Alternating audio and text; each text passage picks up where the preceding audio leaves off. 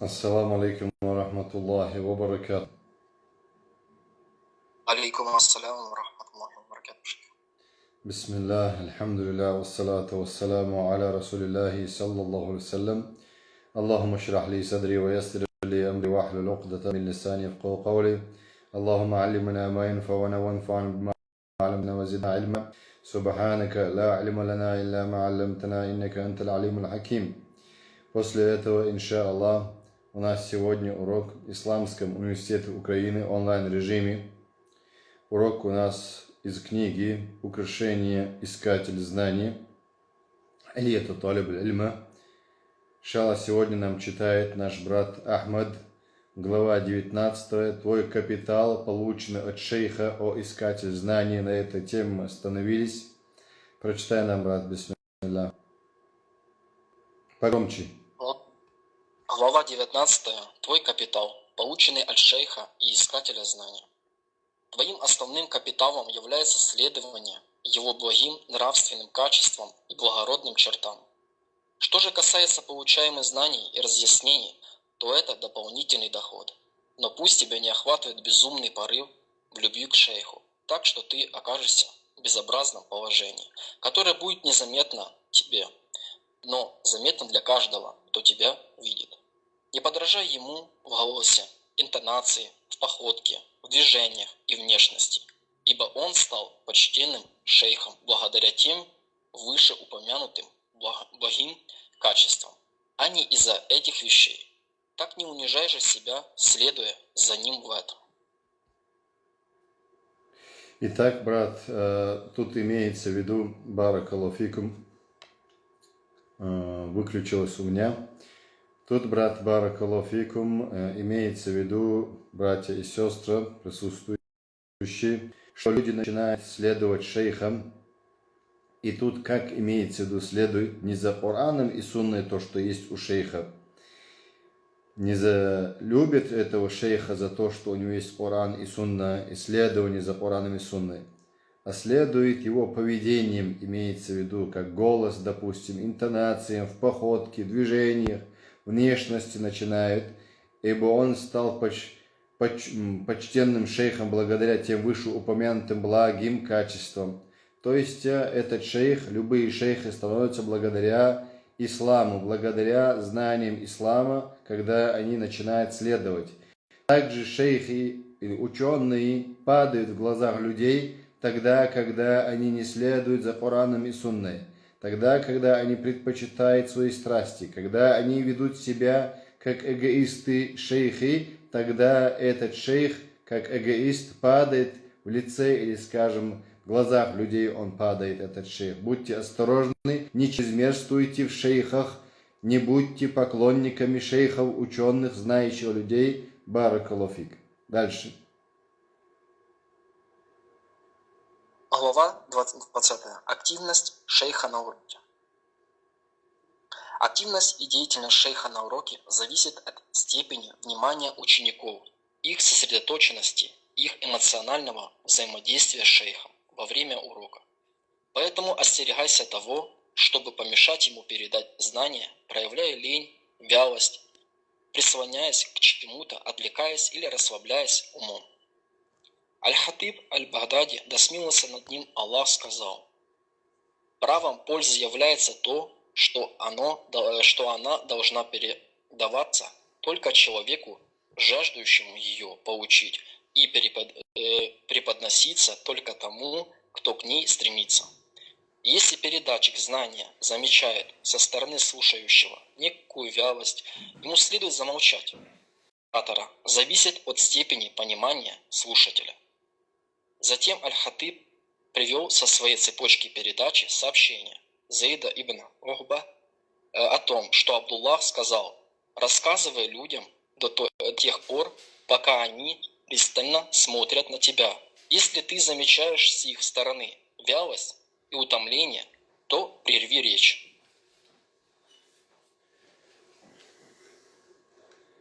Что у вас там?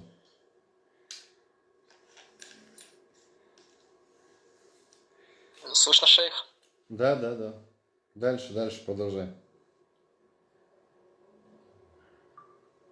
Глава 22. Получение знания у приверженцев нововведений. Остерегайся отца невежества, Абу-Джахля, являющегося приверженцем нововведений,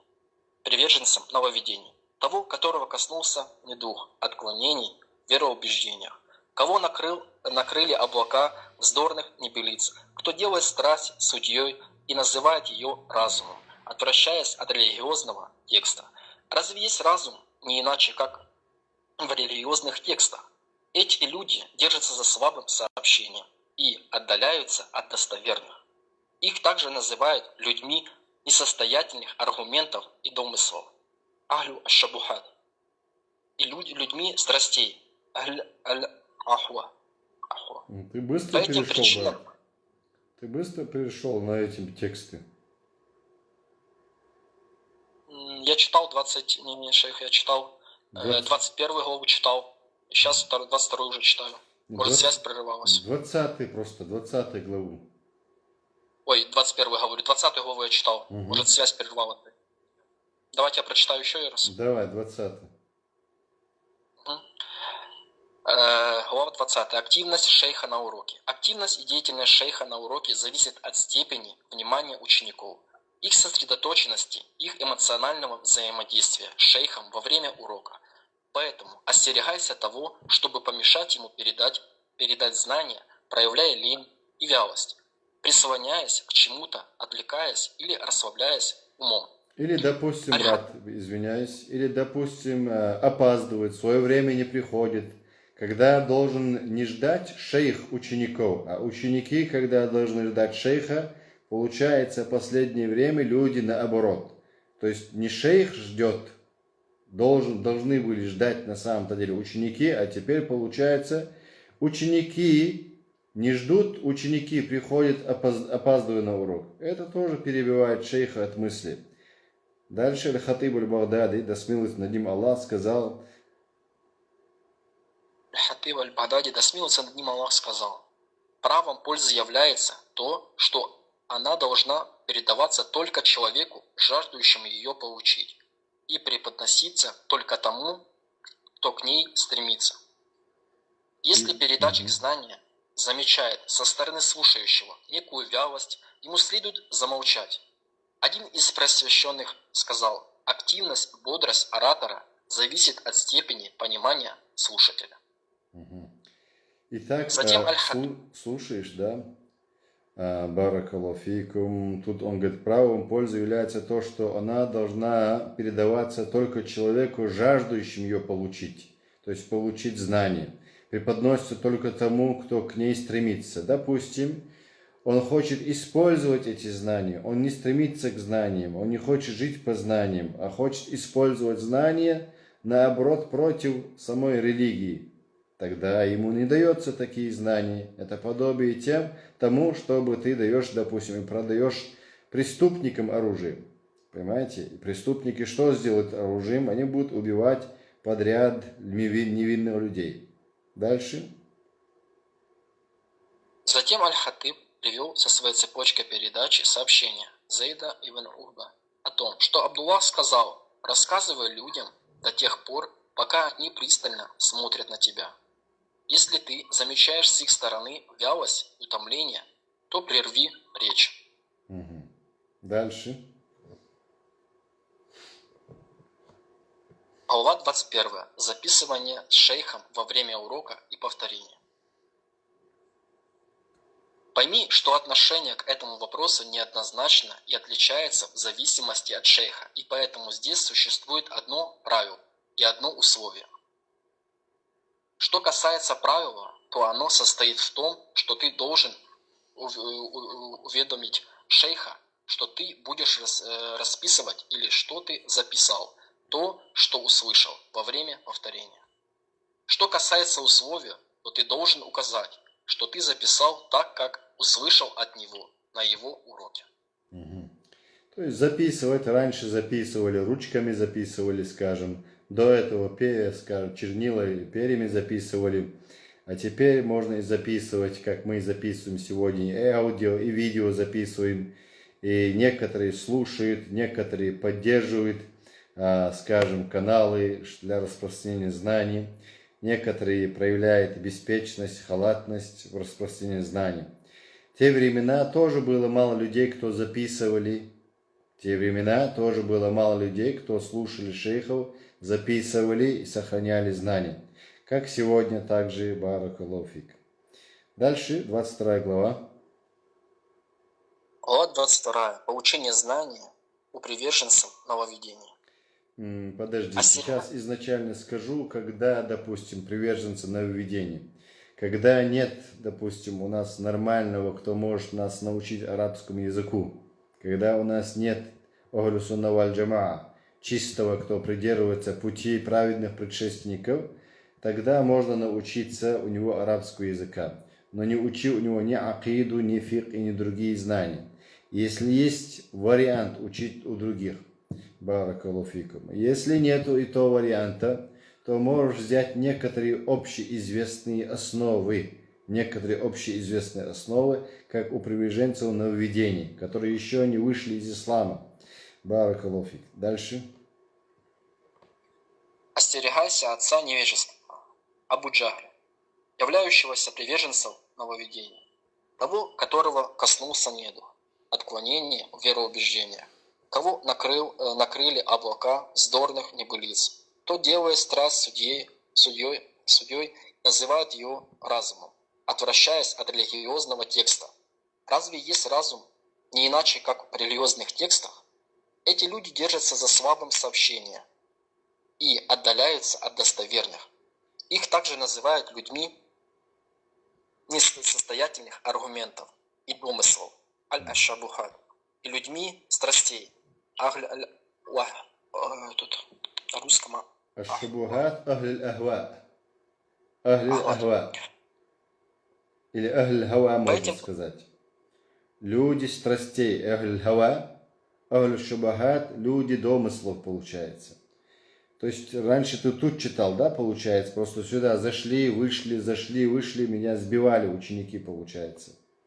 Сбивали, поэтому я, может быть, прозевал. По этим причинам Ибн Мубарак называл приверженцев нововведения аль-асагир, он называл, ничтожные. То есть этих нововведенцев он называл Абдулла бин Мубарак, то есть ничтожные люди. Почему? Потому что они искажают вероубеждение, они искажают наше поклонение. Поэтому их назвали. Итак, шейх Ибн База спросили когда-то его ученики, почему ты взял, допустим, людей, кто следует за Ахль-Калям, или, скажем, Аш'ариту и разных других преподавателей Корана. Он сказал, они хорошо читают Коран. Вы не знаете четко читать Коран, как они, он сказал. Имеется в виду, когда людям обучали Коран, нехватка было учителей по Корану, там у них, получается, Саудовская Аравия. Поэтому они взяли их, чтобы им преподавали. Они были бритые, курили и еще называются разным сектам, как аш'ариты и тому подобное. Они были из них. Они взяли их для того, чтобы преподавали им Коран, но не брать от них акиду. Баракаллаху фикум. Но не брать акиду. Итак, можно ли, когда нету лучшего, можно, как говорится, да, у таких тоже учиться можно. Когда, допустим, тебя не берут лучший джамиа, тогда тебе приходится ездить и учиться у ахль, как говорится, да, калям или им подобные. Это вина ахль сунна валь джамаа. Ахль сунна валь джамаа, который себя причисляет, это их вина, потому что они не действуют правильно. Когда они действуют правильно, тогда другие начинают действовать. Слушаю. Аз-Захаби, да смилуется над ним Имам Аллах, Захаби, сказал. это имам Захаби, ученик Ибн Таймия, написал книгу Кабаир. Также другие книги у него есть, очень много книг, как Сир Алям Нубаля, большая его книга, тоже есть у меня, это только не со мной, в моей библиотеке.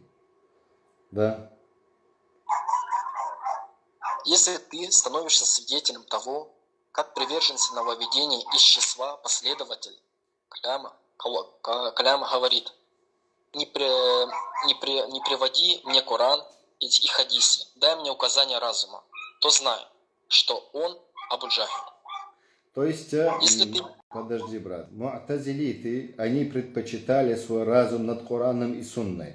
То есть, если пришел Коран, как говорят му'тазилиты, и те, кто последовали в этом вопросе, как аш'ариты, как матуридиты и другие, они, когда приходит достоверный Коран или Сунна пророка, саллаллаху алейхи ва саллям, мутаватира, то есть многими цепочками то, что пришло, если пришло, они сначала что говорят, мы не принимаем, говорит, из Корана и Сунны, не принимаем, говорит, кроме того, что разум. Сначала они, говорят, мы принимаем только мутаватир акиди, когда многими цепочками пришло, только тогда мы принимаем, они говорят. И если пришло достоверно, многими цепочками, то есть многие цепочки какие имеется в виду? Мутаватир, через несколько путей. Хадисуль ахад, это передатчики получается сколько? Хадисуль ахади есть 3 раздела. Мы сказали раньше, когда объясняли вам, 3 части есть. Хадис гариб, передал один только человек-сподвижник. Или хадис азиз, называется хадис азиз. 2 человека передали, друг друга подкрепляя, имеется в виду, стал сильный этот хадис. Азиз называется. Хадис машхур. То есть, как он стал машхур? Он стал, имеется в виду, больше 9, когда его передавали. По-моему, машхур там было. Или как другие ученые приводят его, термин другой. То есть, больше 9, которые его привели. Все равно больше 9. Это что, не хватает? То есть, извиняюсь, до 9 человек, не больше 9, опять меня сбили. Заходит, выходит. Проходной двор, когда делают из урока, тогда я сбиваюсь. Итак, до 9. Это хадис получается ахад. С 2 до 9. И некоторые ученые сказали, с 2 до 9 он является хадисом ахадом. Одна, то есть гариб, азиз, машхур, как мы сказали. Дальше мутаватир больше 9. Больше 9 бывает. И они начинают искажать хадис, как говорится, достоверный и мутаватир, тогда, когда они сходятся с их страстями. Они ему делают та'виль. И хадису делают та'виль, то есть толкование, под свои страсти, под свой разум. Будь это хадис, будь это Коран, без разницы для них. Это называется люди страстей. Или акль используют, они разум используют, не в своем месте называется. Предпочитает разум над текстами называется. Это является заблуждением этих людей. Баракаллаху фикум. Ибн Хаджар Аскалани таким не является, как некоторые его описывают. Таким он не является. И как он принимает хадисуль ахад, мы видели. Баракаллаху фикум. Читай дальше.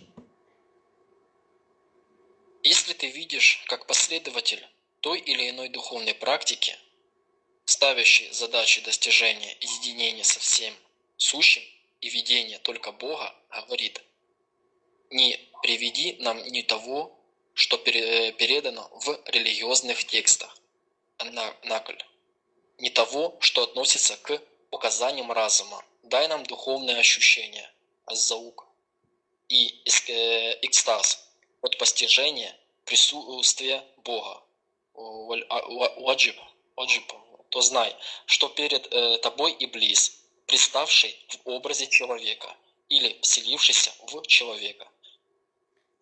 То есть, смотрите, если сюда. трудишь, Смотри сюда. И тут говорится, не приведи мне Коран и хадисы, дай мне указания разума. Это уже му'тазилитские школы. То есть му'тазилиты, за ними кто последовали. Не приведи мне Коран, не хадисы, дай мне указания разума, то знай, что он Абу Джахль. То есть отец невежества называется Абу Джахль. Как некоторые начинают философствовать, допустим, когда Аллах говорит в Коране, когда враги начинают идти против мусульман на их земли, тогда Аллах Субхану ва Та'аля говорит противостоять им. Они начинают оставлять понятие борьбы, называется, китабуль джихад называется, китабуль ибадати, книга поклонения, там что есть? Книга очищения, книга молитвы, книга поста есть, книга заката, книга хаджа и атикафа есть там. И также книга поста и атикафа почти вместе идут. Дальше идет книги борьбы, называется, китабуль джихад. Это все называется китабуль ибадат. На одном месте сидите, пожалуйста, заходите, на одном месте сидите. Книга поклонений называется эта вся книга. Когда книга поклонений, тогда называется мусульмане исполняет оборонительный, имеется в виду борьба. Это оборонительная борьба является поклонением, без философии.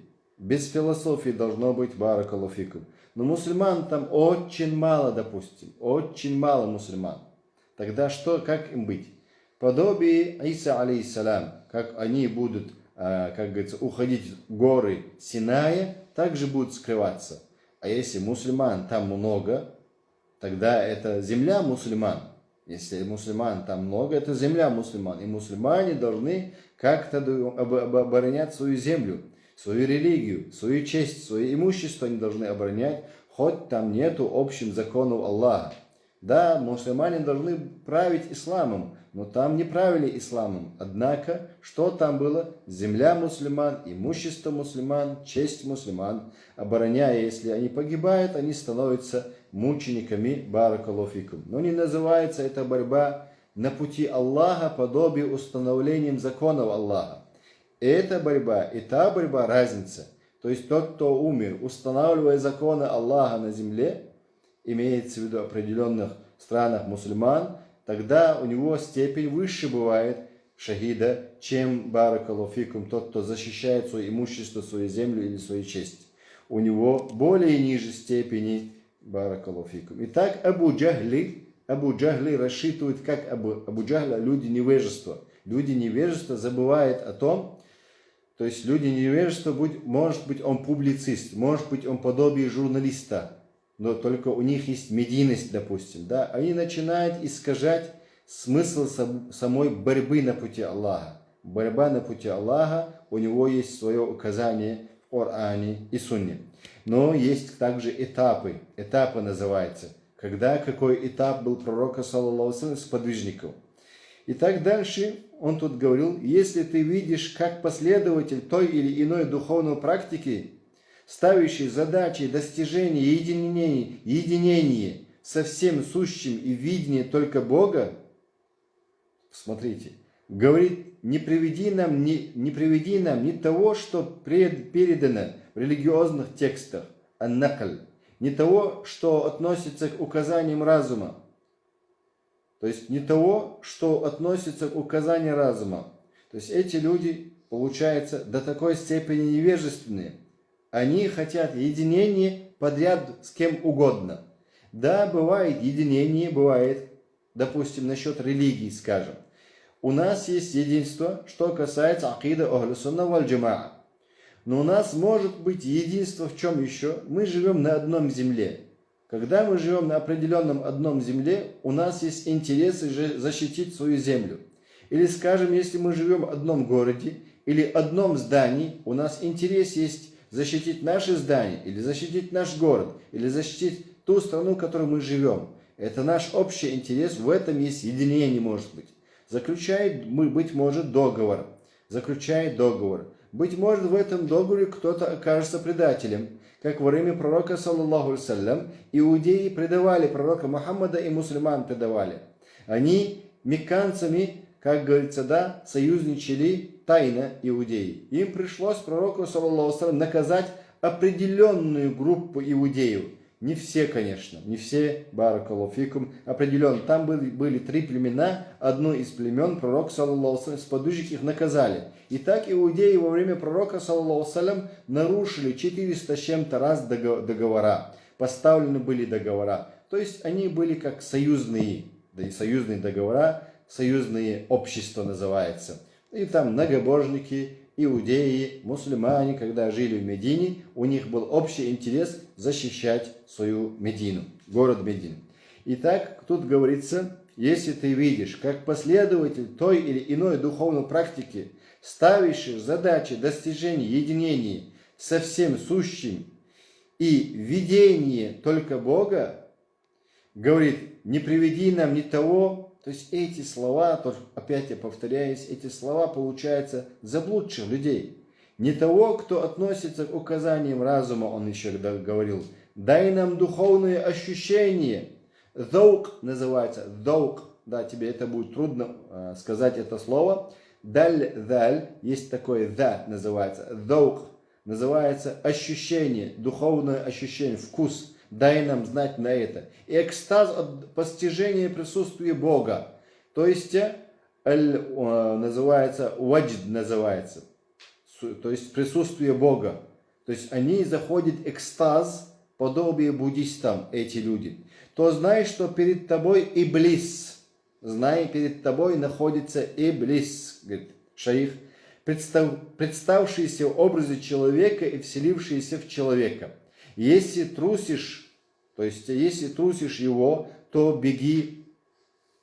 Если нет, то вступи с ним в борьбу, прижав коленом его грудь. То есть, там у него сидит Иблис у этого человека, если он эти вещи таким образом говорит. Читая над ним аятул курси, то есть, читая над ним аятул курси, поставь колено. Конечно, на женщину ты это не поставишь колено, это имеется в виду, на мужчину ставишь колено. Чтобы он не убежал у тебя, у него есть джин, имеется в виду шайтан у этого человека. И сжимая ему шею, чтобы он оттуда вышел, этот дьявол, который сел в этом человеке. Дальше Аз-Захаби. Да смилуется над ним Аллах, также написал: «Я читал слова, написанные рукой шейха Аль-Муаффака, в которых говорится: мы посещали его, то есть Ибн Аби Асруна, уроки, вместе с моим братом Абу Умаром, а затем перестали это делать. Затем я услышал от своего брата такой рассказ. Как-то раз позже я зашел к нему, и он спросил: почему вы перестали посещать меня? Люди говорят, что ты ашарит. Ответил я: клянусь Аллахом, я не ашарит, сказал он. Таков общий смысл этого сообщения. Итак, мы, иншалла, тут остановимся, объясняя эти слова. Имам Захаби, то, что сказал, я читал слова, написанные рукой шейха Аль-Муаффака, шейх такой есть, в которых говорится, мы посещали его, то есть Ибн Аби Асруна, урок вместе со своим братом Абу Умаром, а затем перестали это делать. Затем я услышал от своего брата такой рассказ, как-то раз позже я зашел к нему, и он спросил, или они спросили, должно было быть. То есть тут есть отпечатки, ошибки есть в этих книгах. То есть люди делают, бывают такие ошибки, пропуская букву или слова. Почему вы перестали посещать меня, он спрашивает. Люди говорят ему теперь, что ты ашарит, они сказали. Люди говорят, что ты ашарит. Поэтому оставили его уроки. Ответил я, клянусь Аллахом, сказал он, я не ашарит. Аш'арит — это те, кто следует за школом Абуль-Хасан аль-Аш'ари, имеется в виду изначально смысл его. Но Абуль-Хасан аль-Аш'ари покаялся, у него было 2 периода, одни говорят, другие говорят, 3 периода было. Первый период он был му'тазилитом, он был Абуль-Хасан аль-Аш'ари. От этого он раскаялся после 40 лет, он раскаялся на мимбаре, отказался от му'тазилитской школы. У него был отчим, то есть муж его матери был му'тазилитом. Он, когда был маленький, учился у мужа матери и брал акиду му'тазилитов. И после 40 лет он раскаялся, снял с себя, как говорится, одежду, верхнюю одежду снял на мимбаре, показал: я отказываюсь от своих убеждений му'тазилитских, как я эту рубаху оставляю, сверху рубаху, то, что для выхода. Дальше был второй период у него. Куллабия называется, мазаб куллабия. То есть замешательство, огль-хайри называется, да? Люди замешательства. Он был в замешательстве, потому что когда выходит от сектантства опасного на правильный путь, бывает люди в замешательстве. Он стал на этот, как говорится, замешательстве, он был в кулляби мазхабе. Итак, одни, те, которые сказали, 3, как говорится, да, у него было убеждение Абуль-Хасан аль-Аш'ари, те, которые говорят. Другие говорят, у него 2 было. Ушел он, как говорится, от му'тазилизма и стал ахлю сунна. хорошо, и тот будет правильный смысл сам по себе. Итак, третий, если сказать третий, он стал Ахлю Сунна валь Джамаа. У него есть книга Ибана называется. Также у него книга есть Макалатуль Исламия у Абуль Хасан Аш'ари. Эти книги Ибана, допустим, аш'ариты сегодняшние делятся на разные, как говорится, течения внутри самого аш'аризма. Они делятся на несколько течений, сами аш'ариты. Сами аш'ариты одни говорят, допустим, что Аллах везде. Другие аш'ариты говорят, что Аллах над троном, как Ахлю Сунна валь Джамаа обычно говорят. Почему? Потому что они ссылаются на правильные убеждения. Абуль Хасан аль-Аш'ари, он сам, когда вернулся от этих ложных убеждений, начал придерживаться правильных убеждений до своей смерти. Итак, аш'ариты многие не придерживаются его последним изречением, последним словам. Но замешательство, когда он был, также когда он был му'тазилитом, и так эти, как говорится, вот эта идеология, все смешано начал преподавать кто? Абу Бакр Бакилани называется. Сегодня большинство практикуется акида, не само Абуль Хасан аль-Аш'ари, последний его акида. Практикуется большинство акида Абу Бакр Бакилани. Абу Бакр Бакилани был мечом против му'тазилитов, разных сектантов, как шииты, как философская школа. Те времена. Но в сравнении с Ахлю Сунна валь Джамаа у него было также отклонение Абу Бакр Бакилани. У него было более, как мы сказали, замешательский мазаб. То есть кулляби мазаб он распространил, также аш'аритский мазаб распространил, он также распространил Ахлю Сунна валь Джамаа. То есть, скажем, Абу Бакр Бакилани, как будто это его мазаб распространился именем аш'аритского мазаба. Баракаллаху фикум. Акидати я имею в виду.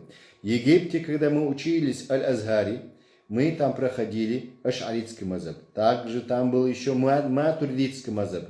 Акидати. Также Ахлю Сунна валь Джамаа мазаб салаф салих называется. Или Ахль Асар называется. Люди Асара. Кораном и Сунной понимание сподвижников, кто следует. Их еще называют некоторые салафиты. Эти три идеологии были Аль-Азари. Были Аль-Азари, преподавалось Аль-Азари. Да, более Аль-Азар стоит на аш'аритском мазабе. Это более.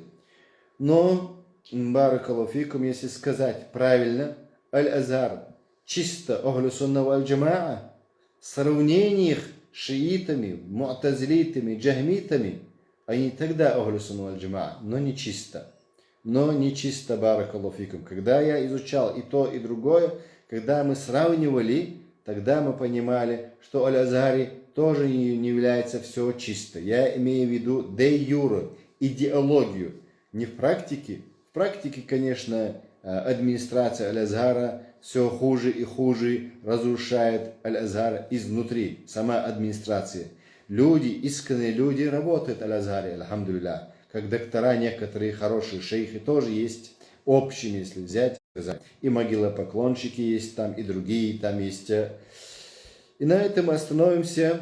От Малика до смилость над ним Аллах переданы такие слова. На этом остановимся. Просто дальше идет длинная у нас тема. Эта тема продолжается. Лучше на этом остановиться на 22 главе. Баракаллаху фикум. Если у вас есть вопросы, спрашивайте.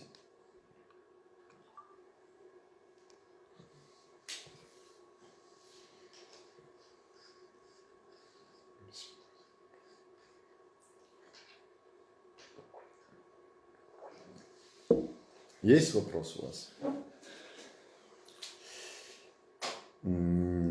Братья, сестры, в телеграм-канале, или инстаграме, или телеграме, или кто-то из вас написал, может быть, посмотрим. Нет, не написали вопрос. Тогда, если нет вопроса, можно закончить наш эфир. Сделал дуа. Просим Аллаха Субхану ва Тааля простить нас, наши грехи, наши упущения. Просим Аллаха Субхану ва Тааля, чтобы Аллах нас помиловал, простил нас. Просим Аллаха Субхану ва Тааля, чтобы мы были из тех людей, кто получает полезные знания, распространяет полезные знания.